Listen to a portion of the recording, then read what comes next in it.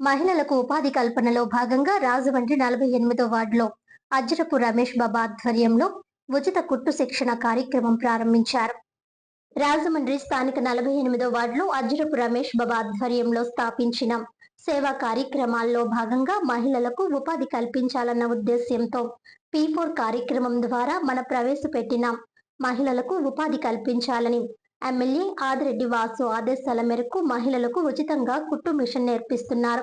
ముఖ్య అతిథులుగా ఎమ్మెల్యే ఆదిరెడ్డి శ్రీనివాస్, రాష్ట్ర టీడీపీ అధికార ప్రతినిధి గన్నికృష్ణ విచ్చేశారు. అతిథులు మాట్లాడుతూ నిర్వాహకులను అభినందించారు. 48వ వార్డ్ అజ్జరపు బాహుదేవ్ ఫౌండేషన్ ముందుకు వెళ్లడానికి సహకరిస్తున్న తన స్నేహితులందరికీ కృతజ్ఞతలు తెలియజేశారు. స్థానిక ప్రజానికానికి అందరికీ కూడా నమస్కరించుకుంటూ మీడియా వారికి కూడా నమస్కారం.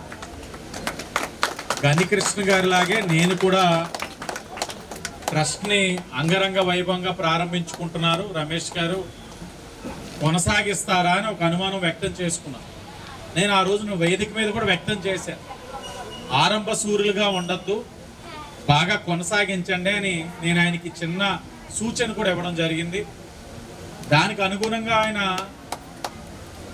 ఎంచుకున్న సభ్యులకి ప్రతి నెల చేసే వితరణ కాకుండా ఒక మంచి కార్యక్రమం, కుట్టు మిషన్ ట్రైనింగ్ సెంటర్, అంటే నైపుణ్యాన్ని పెంపొందిస్తూ వారి కాళ్ళ మీద భవిష్యత్తులో వారు నిలబడే విధంగా ఒక మంచి కార్యక్రమం తీసుకోవడం అన్నది మనస్ఫూర్తిగా అభినందిస్తా ఉన్నాను.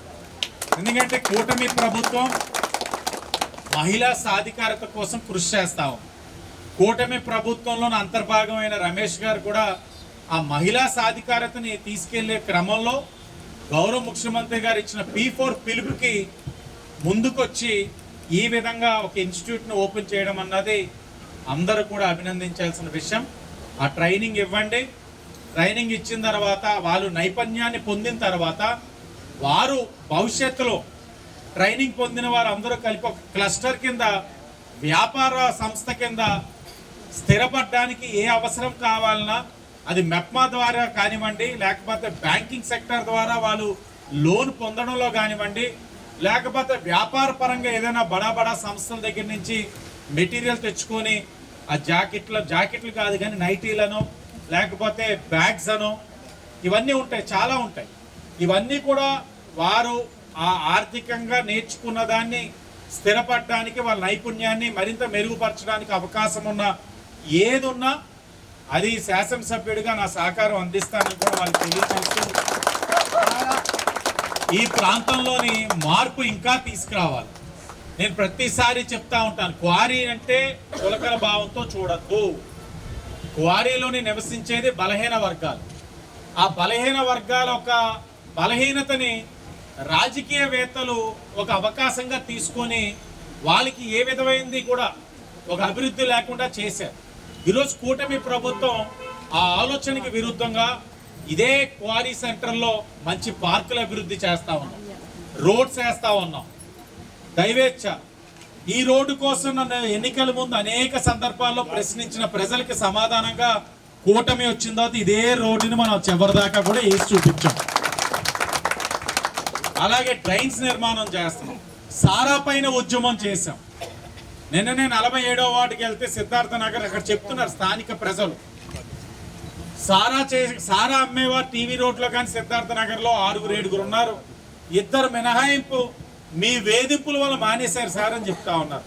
ఆ 2 కూడా వేధిద్దాం, ఏ ఒక్క మహిళకి కూడా సూత్రాలు తెక్కకుండా చూసుకుందాం అని చెప్పి వాళ్ళకి మాట ఇచ్చాం. కలిగింది ఇదే, మహిళలకి ఆర్థికంగా వాళ్ళ కాళ్ళ మీద స్థిరపడడానికి మన వంతు సహకారం అందించినట్లయితే మహిళలు మరింత అభివృద్ధి చెందడానికి అవకాశం ఉంటుందని తెలియచేసుకుంటూ మరి ఇంతటి చక్కటి కార్యక్రమంలోనే మా అందరినీ కూడా భాగస్వాములు చేసినందుకు అజ్జరపు రమేష్ గారికి మరొక్కసారి మనస్ఫూర్తిగా ఆయనకి ఆయన కుటుంబ సభ్యులకు కూడా అభినందనలు తెలియజేస్తూ ధన్యవాదాలు. చాలా కార్యక్రమాలు చాలా మంచి కార్యక్రమాలు చేస్తున్నాడు. ఏదో ఫస్ట్లో స్టార్ట్ చేసాడు కానీ సాగిస్తాడా అనుకున్నాను. అయితే ఈ బాహుదేవ్ ఫౌండేషను నిజంగా స్లోగన్ కూడా బాగుంది, జనహితం మన మతం, లోకహితం మన అభిమతం అని నేను అభినందిస్తూ ఇంకా ఏదో పంచిపెట్టడం కాకుండా వాళ్ళ కాళ్ళ మీద వాళ్ళకి నిలబడేలాగా మహిళలకి ఈ కుట్టు మిషన్లు శిక్షణ తరగతులు నిర్వహించడం అనేది చాలా మంచిది. బహుశా ఇదివరకు ఆదిరెడ్డి అప్పారావు గారు ఎమ్మెల్సీగా ఉన్నప్పుడు కుట్టు మిషన్లు కూడా ఇచ్చాం అక్కడ సుబ్రహ్మణ్య మైదానంలో కుట్టు మిషన్లు కూడా చాలామంది మహిళలకు ఇవ్వడం జరిగింది. ఆ కార్యక్రమం కూడా ఎమ్మెల్యే గారు ఇక్కడే ఉన్నారు కాబట్టి ఆ కార్యక్రమం కూడా తీసుకుంటే బాగుంటుంది.